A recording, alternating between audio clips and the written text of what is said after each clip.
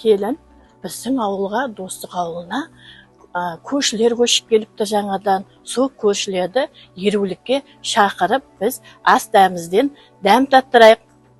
Жарайды.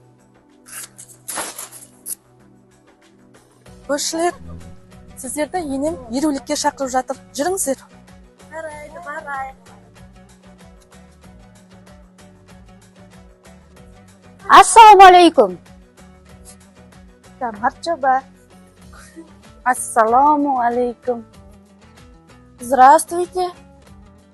Аньон хасен. Қош келдіңдер көршілер. Қазақтың салт дәстүрі бойынша көрсек.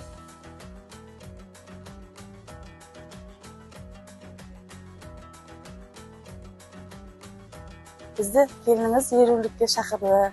Ерулік деген жаңадан көшіп келген көршілермен сіздермен бірге танысу мақсатында шақырдым.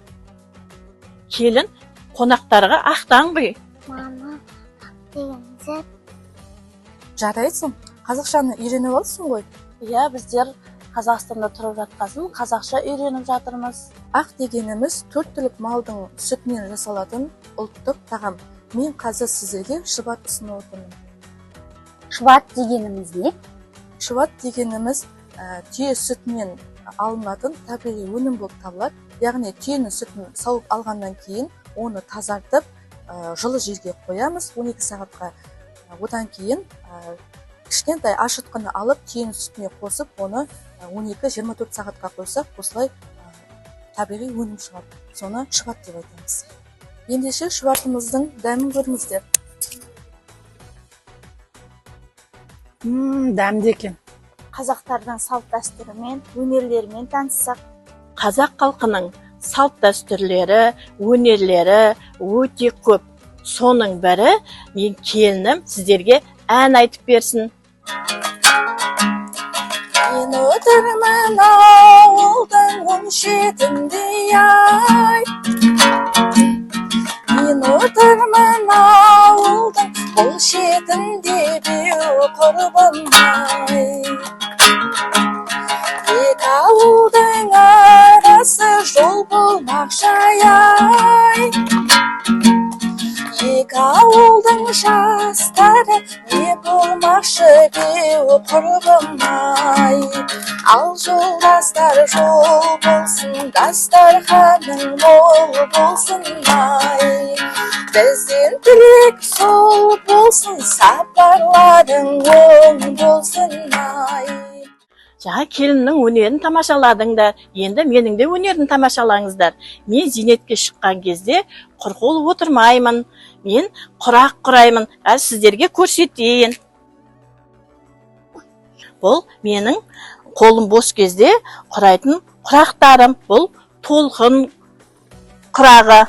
Онда жиекпен жиектеп тігеміз. Ал бұл құрағымыз ши құрақ дейді. Бұны тізбектеп бірінен кейін бірін әдемі қылып құрап шығамыз. Енді сіздерге мен сый ретінде бір құрақтарымнан сыйға тартайын. Тұлымы желбіреген қыздар келген екен. Осы қыздарға келін қандай сыйлығың бар? Мен бос отырғанда қолдан әшекей бұйымдар жасаймын. Соның бірі шекелік жасадым. Қазір қыздарға ұсынайын.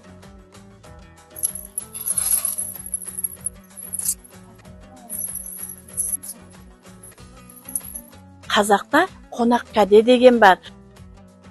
Жылқы деген 7 қазынаның бірі. Жылқы тұрған жерде береке бар. Бұл жылқыны сіздерге кәде ретінде сыйлаймын.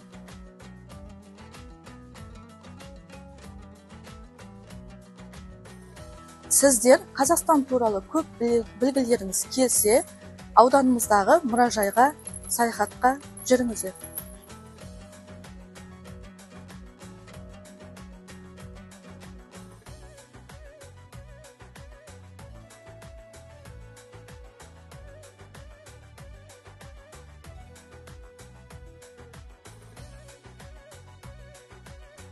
Қазақстанда тұрғанымызға мақтанамыз.